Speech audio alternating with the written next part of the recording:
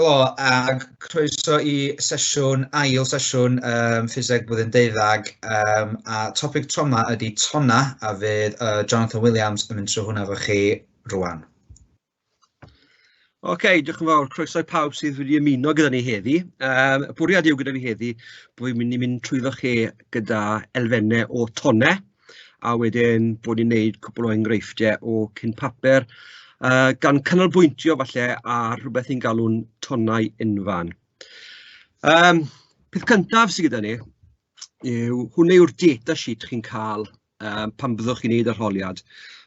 Fel sonwyd wrthos diwethaf, mae yn peth da iawn os chi'n gallu cofio yr hafaliadau I gyd o'r cof, achos mae'n safio amser I chi. Y peth arall falle gallech chi fod yn wneud yw wneud yn siŵr bod chi'n gwybod ble mae'r hafaliadau ar y tudalen sydd yn ei gyda'r testyn.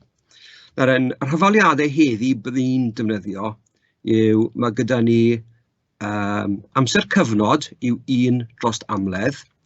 Mae gyda ni bianedd yw amledd llosi gyda tonfedd. Yn yr ardal yma, mae gyda ni yr hafaliadau I gyd sydd yn mynd gyda tonfedd. So falle beth mae'n syniad gyda chi'n neud yw bod chi'n ysgrifennu falle drws nesaf nhw beth yw peth o'r hafaliadau yma. Fel bod chi'n cofio ble maen nhw, ond cofio beth yw'r llythrennau.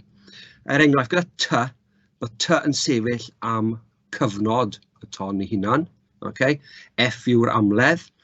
Yn yr un sydd dan fe, mae gyda ni C equals F lambda. Nawr, mae C fel arfer yn cael ei ddefnyddio go gyfer bianedd o golau.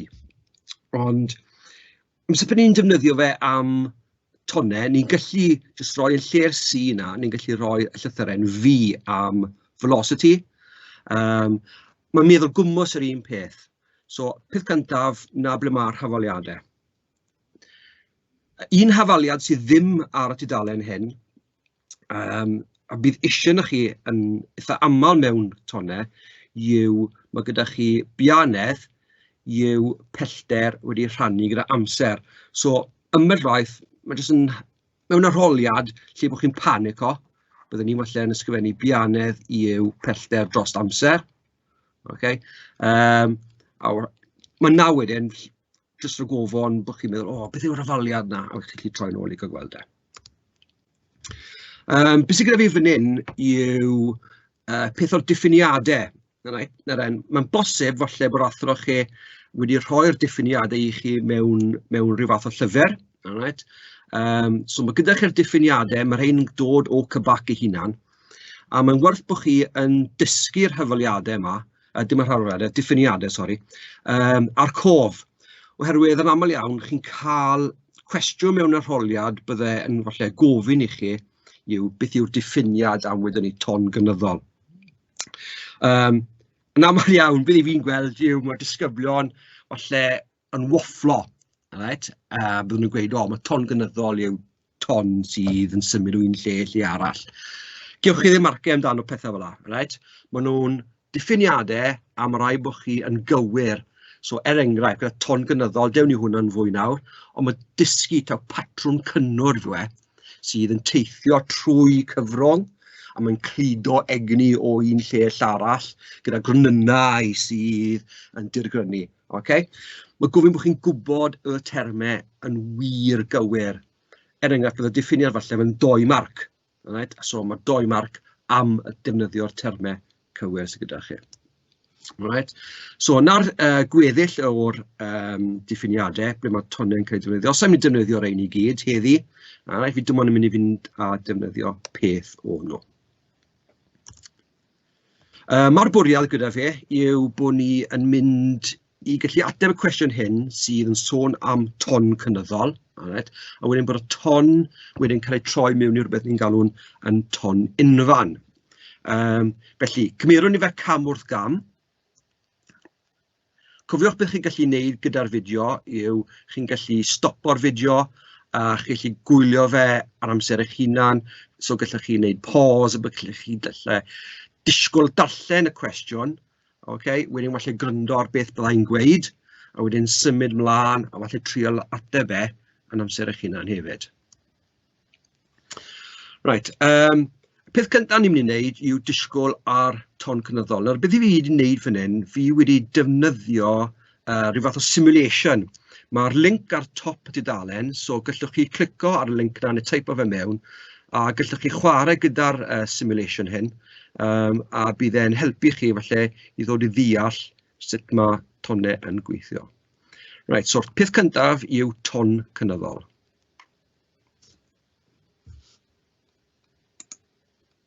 Cwestiwn cyntaf sydd gyda ni yw beth yw ton gynyddol. Ton gynyddol yw progressive wave. Ton gynyddol yw ton sydd yn trosglwyddo egni o un lle i lle arall. Mae fe'n neud e trwy dirgryniadau o gronynau. Beth sydd gyda ni fan hyn, mae'r ton yn cael ei gynhyrchu ar y chwith, a beth bydde gyda ni yw atomau neu gronynau sydd yn dirgrynu lan a lawr, yn vertigol. Dyw'r gronynau ddim yn teithio i'r chwith, ddim yn teithio i'r dde. Beth sydd yn trosglwyddo yw yr egni. So gallai hwn fod yn egni golau, gallai fod yn egni sain, unrhyw fath o egni gres, creu trosglwyddo. Mae hwnna'n creu trosglwyddo trwy'r cyfrwng. So gallech chi cael cyfrwng fel air, gallech chi cyfrwng fel dŵr, gallech chi cael cyfrwng fel unrhyw fath o solid, o fetal, unrhyw beth. Mae tonau yn gallu trosglwyddo trwyddyn nhw. So ton cynyddol un sy'n trosglwyddo egni. Mae'r ton gynyddol yn y pen draw bydde fe yn marw mas. So beth byddai'n digwydd, bydde maint y ton yn marw gyda pellter o ble mae wedi cael ei greu. So, na beth yw ton cynyddol. Mae gyda ni doi fath o tonau yn y byd ffiseg. Mae gyda ni ton ar draws a mae gyda ni ton arhydol. Dechreuwn ni gyda y ton ar y chwith. Mae'r ton hyn yn ton bydde'n enghraifft fel sain. Beth chi'n sylwi fyna, mae'r gronynau yn dirgrynu yn yr un cyfeiriad a mae'r egni yn cael ei trosglwyddo. So mae'r dirgryniadau hyn o fewn, gwydwn ni, yn air pan mae sain yn teithio. So mae'r dirgryniadau yn mynd nôl ymlaen. So arhydol i hwnna, so ton lle mae'r osgiliadau gronynau yn yr un llinell, a chyfeiriad teithiad y ton. Mae'r tonau hyn yn weddol galed i wneud lluniau wrtho fe. So, chi meddwl bod mewn arholiad ar y beth, byddwch chi ddim yn mynd i wneud y dots bach na. Dot dros y lle i gyd. So beth ni'n dueddol yn wneud yw, hyd yn oed gyda sain, yw troi'r ton mewn i ton sain neu'n galw fe. A o fyna ni wedyn yn gallu disgrifio y tonau ty bach yn well. Mae'r ton sydd ar y dde, sef ton ar draws. Beth sydd gyda ni fan hyn, mae'r gronynau fan hyn yn digrynu ar ongl sgwar, ar right angle, i gyfeiriad teithio ton. So mae'r gronynau yn mynd lan a lawr, a mae'r egni yn mynd o'r chwith i'r dde. So, mae'n bwysig bod chi yn cofio y diffiniad y doi fath o don, sef ton ar draws a ton arhydol. Nesaf sydd gyda ni yw fewn tonau yw mae gyda ni nifer o bethau i ddisgrifio ton. Felly mae gyda ni amledd, mae gyda ni tonfedd, os mae gyda ni bianedd hefyd, mae'n bwysig gwybod perthynas gyda beth yw amledd a beth yw tonfedd ton.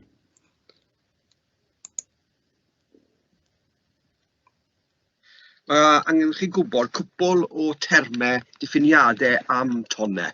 Gallwn nhw gofyn rhain mewn arholiad i chi. Maen nhw'n termau ni'n eitha cyfarwydd gyda, ond mae'n gofyn bod chi yn gallu diffinio nhw. Right? Pan mae'n dod i'r diffiniad, mae eisiau fod yn wyddonol, yn ffisegol iawn yn hwn. Felly, beth sydd gyda ni yw, mae dyn ni ton cynyddol fan hyn, a mae gyda fe rhywbeth ni'n galw'n amledd. Yn syml, amledd yw frequency, mae'n cael ei mesur mewn hertz.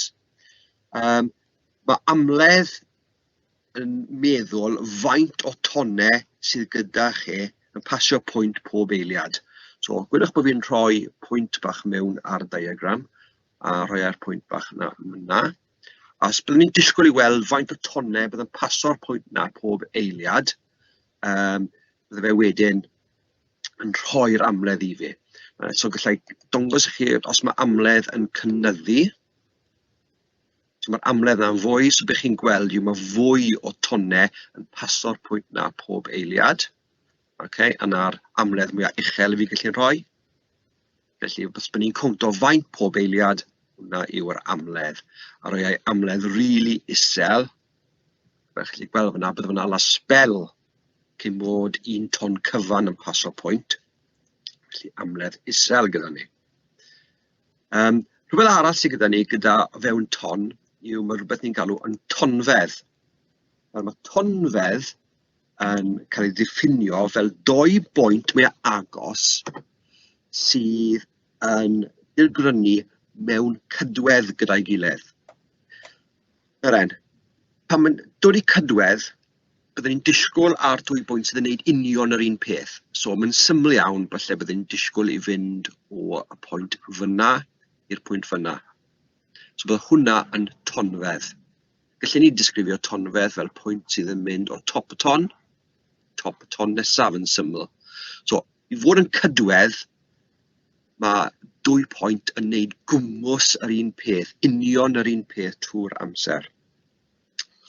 Mae amledd yn newid y tonfedd. So, y mwyaf uchel yw'r amledd y lleiaf bydd y tonfedd.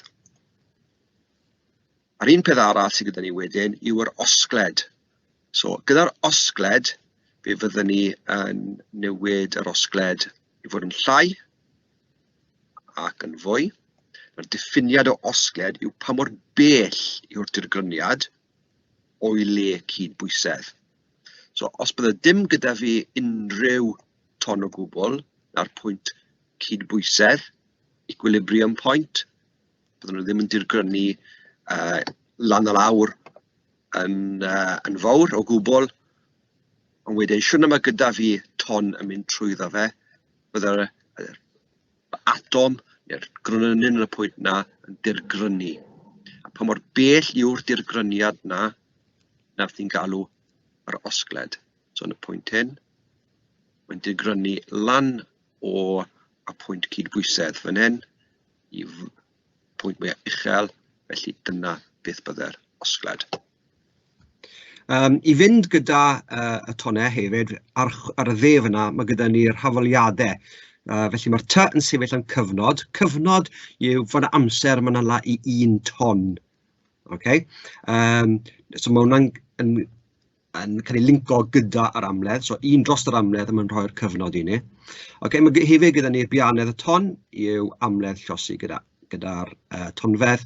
A hefyd y rafaliad na sy'n ddim ar y dechrau, okay, a mae'r pobl yn mesol lan gyda, yn eitha aml, okay, yw bianedd pellter dros amser.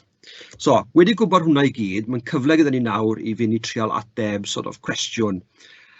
Arholiad, yn yr cwestiwn yma, beth gyntaf i wneud mewn unrhyw fath o cwestiwn i disgwyl i weld beth yw'r gwybodaeth sydd gyda ni. So, mae dynnu ton cynyddol, a mae'n cael ei creu, so mae dirgryniadau yn dod o'r pwynt yma, a mae'n teithio ar llinyn. A cyfnod y ton yw 0.04 eiliad. Mae hwnna yn golygu, os mae eisiau, byddai'n gallu gweithio mas beth yw yr amledd trwy defnyddio hwnna. Gwybodaeth arall sydd gyda fi yn y cwestiwn yw mae gyda fi'r pellter o'r dechrau sy'n diwedd yn 0.5 metr. Os fi'n disgwyl ar y diagram i hunan, mae gyda fi 1 ton, mae gyda fi 2 ton, mae gyda fi 0.5 ton. Felly, os byddwn ni yn moyn gweithio mas beth yw y tonfedd, fe fyddwn ni yn rhannu'r pwynt 5 na gyda 2.5. Nawr, mae'r cwestiwn yn gofyn am yw cyfrifwch y pellter mae'r ton yn teithio mewn amser o 0.34 eiliad. Nawr, beth byddwn ni'n dueddol o wneud gyda'r cwestiwn fan hyn? Fi'n meddwl, alright, pwy ofaliad byddai'n galluogi fi i gweithio hwn mas? Nawr, pellter. Nawr, pellter yw bianedd wedi lluosi gyda amser. Nawr, os fi'n disgwyl ar y cwestiwn, mae gyda fi'r amser, mae gyda fi 0.34. Y problem yw, sy'n gyda fi y bianedd. So'r cwestiwn yw nawr, fel i fi yn mynd i gweithio mas y bianedd. Nawr, bianedd ton yw yr amledd lluosi gyda y tonfedd. Nawr, so beth fi'n gallu wneud, fi'n gallu gweithio mas yr amledd o'r cwestiwn, mae gwybodaeth gyda fi. So, yr amledd byddai 1 drost dim 0.04. Felly, os byddwn ni'n gweithio hwnna mas, mae hwnna'n rhoi 25 Hz i fi. Hefyd, mae gyda fi y tonfedd, fi wedi cael gwybodaeth o'r cwestiwn, 0.5 wedi cael ei rhannu gyda 2.5, a mae hwnna yn rhoi 0.2 metr i fi. Felly, mae hwnna'n galluogi fi nawr i gweithio mas bianedd y ton. So 25, lluosi gyda 0.2, a mae hwnna'n rhoi 5 metr yr eiliad. Felly, mae hwnna'n galluogi fi nawr i fynd nôl i'r hyfaliad ei hunan. Mae dy fi'r bianedd, mae dy fi 5, a mae dy fi'r 0.34. Gweithio hwnna mas, mae hwnna'n rhoi 1.7 metr. Y sylwch yn y cwestiwn yn ffiseg fan hyn, mae gyda ni 3 marc fan hyn am y cwestiwn ei hunan. Nawr, yn aml iawn, bydde jyst gweithio fe mas a cael yr ateb iawn o'r diwedd, jyst yn gwerth 1 marc. So beth mae'r arolwyr ar ôl yw bod chi efallai yn dongos neu ysgrifennu lawr, hyfaliad hyd yn oed, bod chi'n mynd i cael marc amdano fe.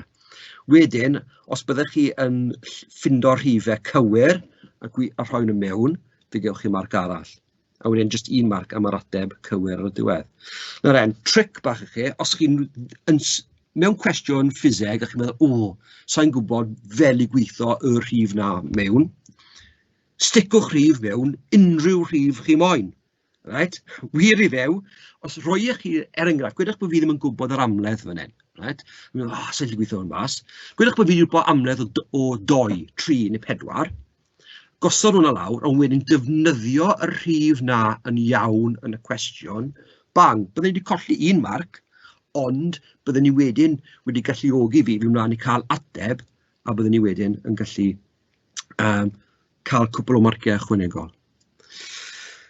Yn yr ail rhan, mae'n gofyn i fi ar y diagram 1 rhan o'r llinyn ar amser 0.34 eiliad, a mae'n gweud cyfnod y don yw 0.04 eiliad. So, mae'r ton yn dirgrynu, okay, a mae'n teithio ar hyd fan hyn, ond mae'r dirgryniadau yna'n dod o hyd o'r ddechrau. Beth fi'n mynd i wneud yw mewn 0.34 eiliad, os ydy'r cyfnod yw 0.04, hwnna'n meddwl, os rhanna'r 2 na'n gyda'i gilydd, hwnna'n mynd i gweithio fi, yn yr amser na, mae 8.5 ton wedi cael ei creu. Os chi'n meddwl beth i fe, yn y diagram, beth byddai'n digwydd, byddai'r ton y rhan yma yn mynd lawr a lan, fel byddai'r ton yn symud. Os chi'n torri hwnna lan mewn i cyfnodau o amser, mae'r amser byddai fe'n ala i fynd o'r top lawr i'r gwylod, sef hanner ton. Felly, be mae'n gweithio fi, fi wedi newydd gweithio mas, mae 8.5 ton wedi cael ei creu yn yr amser o 0.34 eiliad hyn. Felly, hanner ton yn ddiweddarach, beth bydd yn digwydd, yn lle bod y ton ar y top, bydd y ton nawr ar y gwylod. Felly, ar yr amser o 0.34, bydd y ton nawr yn y safle yma. Okay. Mae hwnna'n rhywbeth eitha pwysig i cofio gyda tonau yw pan mae gyda chi'r digrynadau hyn, i fynd lawr a lan, os chi'n troi meddwl amdano hwnna fel 1 ton, so i fynd o'r top lawr y gwylod, hwnna'n hanner o'r cyfnod. Okay? Os byddwch chi'n mynd o'r top a wedyn i'r lle canol na, okay, hwnna'n cwarter y cyfnod i hunan. Symud ymlaen, cyn bod ni'n gallu ateb y part nesaf o'r cwestiwn, mae'n gofyn bod ni nawr yn gwybod beth yw'r gwyddor arosodiad. Okay? Mae hwnna'n llawn pen. Superposition theory yw hwnna'n Saesneg. Beth mae hwnna'n golygu yn y byd tonnau? Nawr bod ni'n gwybod beth yw ton cynyddol, sydd yn trosglwyddo egni, cwestiwn nesaf sy'n digwydd, beth sy'n digwydd os mae fwy na 1 ton gyda ni mewn rhyw le ar unrhyw adeg? So ar hyn o bryd mae gyda fi 1 ton sydd yn symud cario egni o'r dde i'r chwith, a beth fi'n mynd i wneud yw fi'n mynd i adio ton arall. Felly mae'r 2 ton hyn yn cwrdd ei gilydd. Beth byddai'n digwydd os taw goledd beth sy'n digwydd o sŵn beth byddai'n cael ei cynhyrchu? Wel, beth sydd byddai'n digwydd yw byddwn ni yn creu 1 ton allan o'r 2 ton yma. Byddai'r ton sydd yn cael ei greu yw'r ton coch.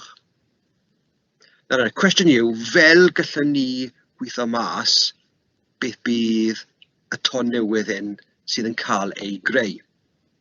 Wel, beth sydd gyda ni yw mae gyda ni deddf, sef y deddf y gwyddor arosodiad. Okay? Superposition theory. Nawr, beth mae'n gweithio ni yw, os cymerau unrhyw pwynt lle mae'r tonnau hyn yn cwrdd, so enghraifft, fi'n mynd i cymryd y pwynt hyn fan hyn, a beth byddwn ni'n neud yw i ffindo mas yr ton newydd, byddwn ni'n cymryd y vector o pob un o'r tonnau sydd yn creu fe.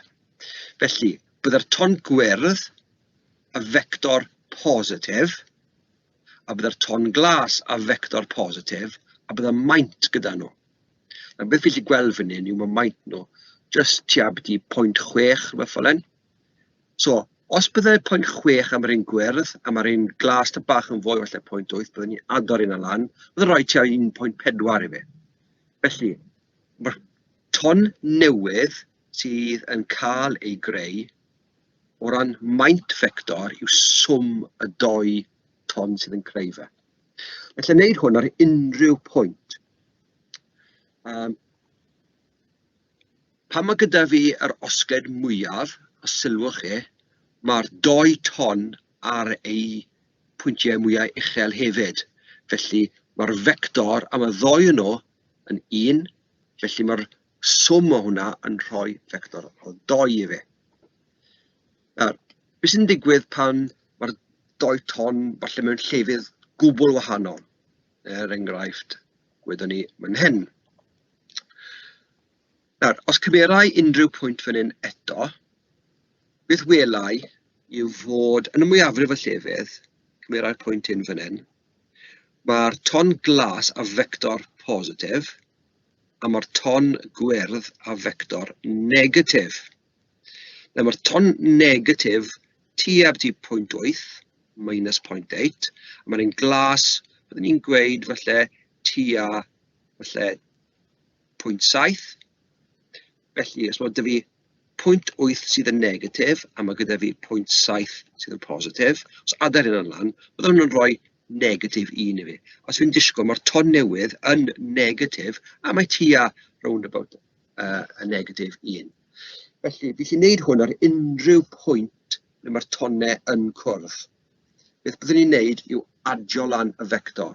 So, mae gyda ni diffiniad, sef, os mae tonnau o 2 ffynonell yn cyfarfod, bydd y cyfanswm ei dadleoliad yw lle bu nhw o fewn yr osgiad. Bydd cyfanswm ei dadleoliad nhw ar unrhyw pwynt yn swm vector ei dadleoliadau unigol nhw ar y pwynt na. Be ni'n galw hwn yw'r gwyddor arosodiad, superposition theory. Ond nes i wneud hwn, mae tonnau mynd yn yr un cyfeiriad, mynd yn ddyrgroes I gilydd, a maen nhw'n gallu arwain at nifer o esboniadau gyda ni, o ran beth sy'n digwydd I tonnau.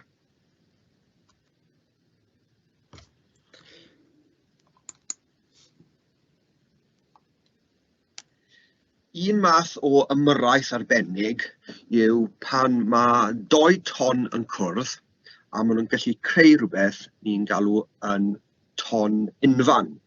Ton unfan, aros yn yr unfan, sef mae fe yn stationary wave, neu mae llaeth nhw'n galw fe'n standing wave. Mae'r position ni yn gyntaf I gyd, mae eisiau ton cynyddol arno ni. So mae gyda ni ton fan hyn sydd yn symud o'r chwith i'r dde. Ond gwedwch bod gyda ni ar y dde fan hyn, pwynt sefydlog, right? Fixed end, rhywbeth ble bydde ton fel arfer falle yn gallu adlewyrchu wrtho. Wel, beth byddwn ni'n cael yw adlewyrchiad. Be ni wedi siarad am ydy yn barod, yw mae gyda ni egwyddor arosodiad. Felly mae'r 2 ton hyn yn cwrdd, maen nhw'n ymyrryd ar ei gilydd, a maen nhw'n mynd I creu ton newydd. Os mae'r amgylchiadau yn iawn, fe gewn ni rhywbeth ni'n galw'n ton unfan. Yna beth ni'n gweld fan hyn. Felly, beth byddwn ni'n gweld yw yn unig y ton yma. Beth sy'n arbennig ydy'r ton unfan yma, does egni ddim yn symud o gwbl. Mae'r egni yn gaeth, mae'n trapped. Mae'r math yma o ton, sef ton unfan, maen nhw'n rhai diddorol iawn. Maen nhw'n gallu bod yn ddefnyddiol, ond hefyd maen nhw'n gallu bod yn ddinistriol iawn. Os chi'n meddwl beth I fe, mae'r egni, mae fe yn sound. Dyw e ddim yn gallu symud o un lle i'n lle arall. Right? Felly, ble mae gyda ni'r osgled mowr hyn yn digwydd trwy'r amser, os chi'n meddwl beth I falle mewn adeilad, gallai hwnna fod yn achosi rhywbeth i'r dirgrynu tipyn bach. Os does sain I gallai fe fod yn rhywbeth sy'n achosi hym, gwedwn ni, mewn adeilad. Gallai fe'n achosi'r adeilad I siglo falle tyf bach yn fwy mewn un man, beth bydde fe mewn fan arall. Felly mae adnabod sut mae ton unfan yn gallu cael ei creu yn rhywbeth rili pwysig, enwedig I peirianwyr, I engineers pan maen nhw'n adeiladu pethau. Felly, ton mwyaf unfan mwyaf syml ni'n galw fan hyn, mae gyda ni harmonic cyntaf ni'n galw hwn. Pam mae gyda ni y tonau yma yn creu ton unfan, mae pwyntiau arbennig gyda ni, ni'n galw pwyntiau ar y diwedd fan hyn yn nod. Nod yw ardal lle does dim unrhyw beth yn dirgrynu o gwbl. Wedyn beth sydd gyda ni yn yr achos yma yw ardal lle mae'r dirgryn mwyaf gyda ni, sef y pwynt hyn fan hyn, a ni'n galw hwnna yn anti-nod. Un peth yn Cymraeg a Saesneg. Felly, mae hwn dim ond yn digwydd mewn amgylchiadau arbennig, ambell llaeth fe gewch chi 2 don yn cwrdd â gilydd, mynd yn dirgroes gyda'i gilydd, falle gewch chi ddim ton unfan, mae gofyn bod yr amledd special un gyda chi. Yn yr achos yma, pellter rynt y 2 nod yw hanner tonfedd. A bydd y pellter na rynt nod, 2 nod, wastod yr un peth. A mae'n rhywbeth handi iawn I gofio. Gallwn ni cael amledd fwy, a bydd amledd fwy yn achosi ton unfan, a yn y ton unfan yma, mae gyda fi 3 nod, a mae gyda fi 2 antinod ar y pwyntiau yma. Ac yn y blaen, gallai cael amledd fwy eto, ac eto. So, yn yr achosion yma, mae'r amgylchiadau yn ffafriol I creu ton unfan. A beth sydd gyda ni?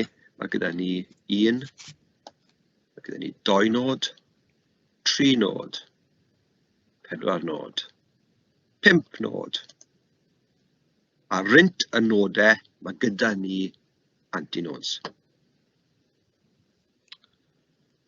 Nawr yna un peth mewn ton unfan sydd yn wahanol i ton cynyddol yw, mae rhaid ni siarad am y llaeth ambyti gwahaniaeth mewn gwedd, phase difference. Mae phase yn rhywbeth sy'n cael ei defnyddio i disgrifio tonau. Nawr, os chi'n meddwl ambyti un ton cyfan, mae un ton cyfan o'r dechrau is y diwedd, ni'n gallu cymharu fe gyda cylch, gyda phaser yn troi o gwmpas mewn cylch. Beth bydde gyda ni, bydde'r rhan dechrau y ton ei hunan yn cyfathrebu gyda'r part ar y llinell. Wedyn, fel ni'n mynd lan ar y ton, mae dyn ni'r phaser un sydd yn troi o gwmpas y cylch. Os yna ni'n cyrraedd y top, hwnna'n cyfathrebu gyda top yn y rhan na o'r cylch. Nawr, beth yn mynd i gweld yw fod hwnna yn rhoi ongl i ni o 90 gradd. So, be ni'n gweud mewn ton yw fod y rhan yma a'r rhan yma gallu yn 90 gradd allan o gydwedd gyda'i gilydd. Nawr, pan mae gyda ni ton sydd yn unfan, beth sy'n od iawn yw o fewn yr hanner ton, mae pob rhan o'r ton yn y rhan yma yn gydwedd gyda'i gilydd. Y reswm yw oherwydd mae'r osgled yn wahanol, ond maen nhw'n mynd lan a lawr gyda'i gilydd. Felly mae pob rhan o'r don na mewn cydwedd. Ar yr ochr nesaf, hanner ton nesaf, hwnna'n gwbl gwahanol. Nawr, i fod yn gwbl gwahanol, mae gyda ni hanner tonfedd o waniaeth. Hanner tonfedd yw 180 gradd allan o gydwedd. So felly, yn yr hanner yma, mae pob rhan o'r ton mewn gydwedd, ond maen nhw'n 180 gradd allan o gydwedd, achos maen nhw'n dirgroes i gilydd. Maen nhw'n gwneud pethau gwbl gwahanol mewn ton unfan.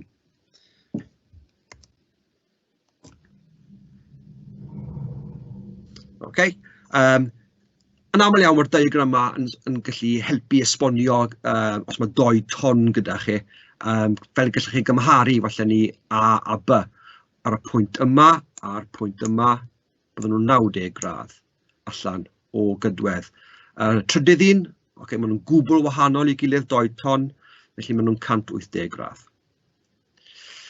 Digon o gwybodaeth ydy nawr i fynd mlaen i ateb y cwestiwn nesaf.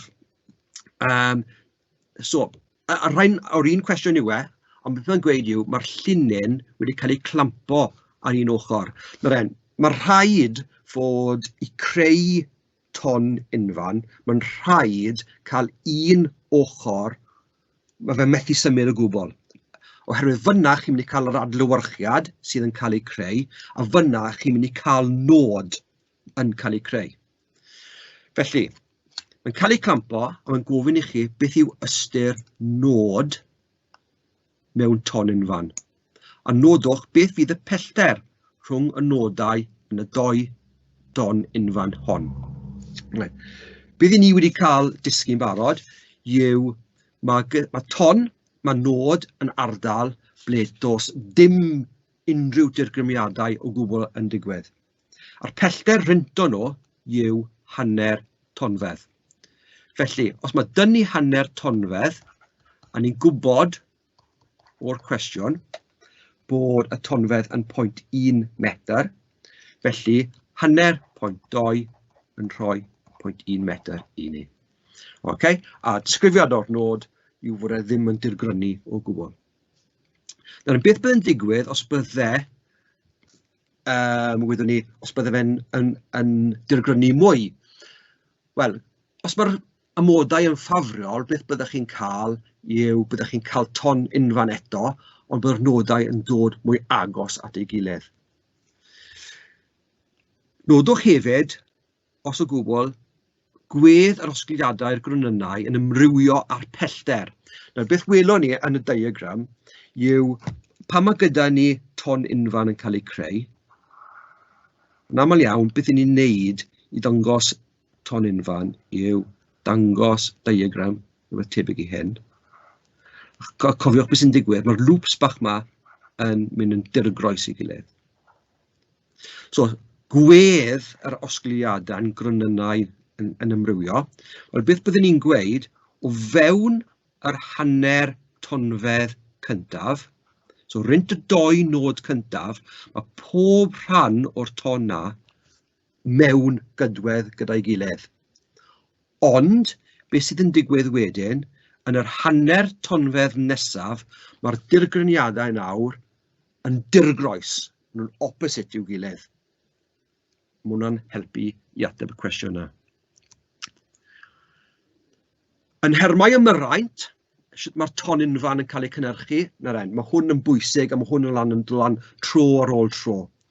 So, i creu ton unfan, mae'n gofyn bod chi yn cael ton cynyddol.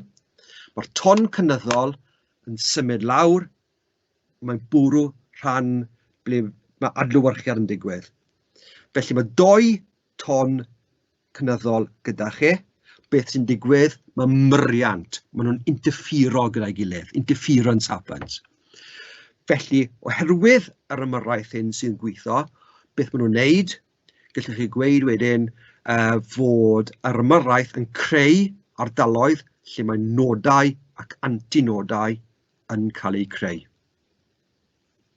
I rhan 4, fi wedi ateb hwn yn barod, ar wahân i'r amledd gwahanol, os byddech chi'n cael tonnau ble mae'r ffynonell eu hunan yn newid amledd, sut bydd y tonnau unfain yn wahanol?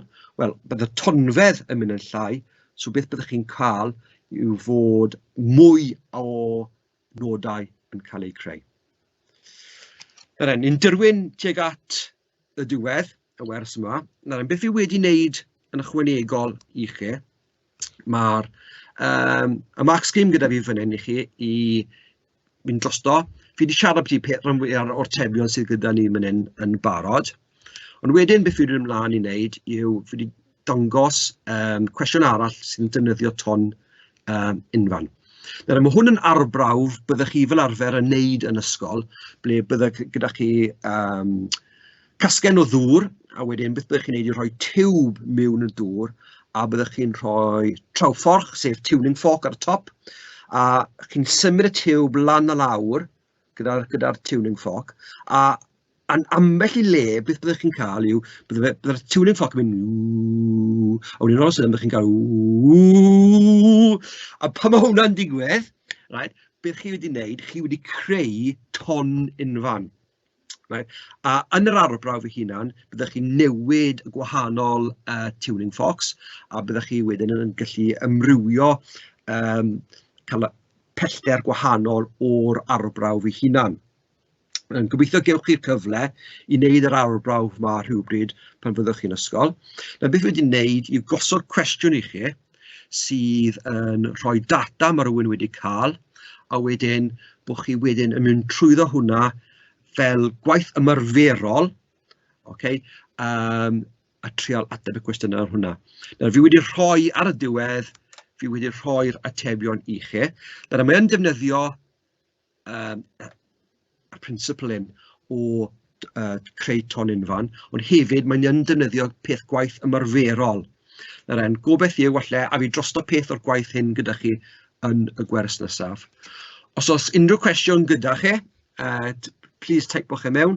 Gobeithio bod e wedi bod o fydd i chi y gwers yma, a bod chi wedi adolygu gwaith chi wedi wneud yn barod, neu os chi wedi colli gwaith hyn ar hyd y flwyddyn, bod e wedi wneud synwyr i chi. Diolch yn fawr am troi lan, a fe wnewn ni ddod o hyd i chi to wythnos nesaf yn y gwers nesaf. Diolch, hwyl.